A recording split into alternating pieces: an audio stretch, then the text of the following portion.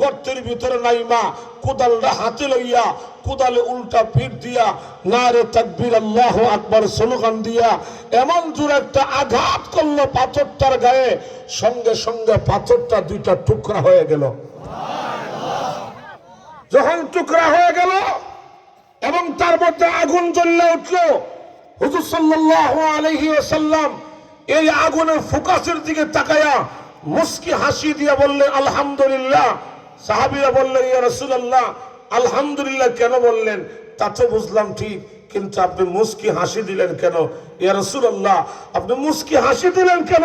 আল্লাহর রাসূল বলে সাহাবীরা আসল গণনা হইল, আমি যখন পাথরে আঘাত করলাম টুকরা হয়েছে ঠিক, কিন্তু তার মধ্যে আগুন জ্বলে উঠছে।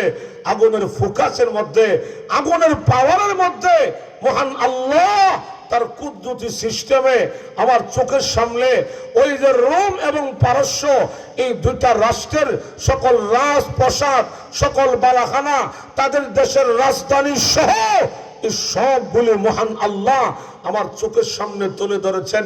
আর জিবরাইল আলাইহিস সালাতু ওয়াস সালাম আমার কানে কানে বলে গেছে ইয়া রাসূলুল্লাহ আপনি ভয় পাইছেন, আপনি ঘাবড়ে গেছেন, ভয় পায়েন না।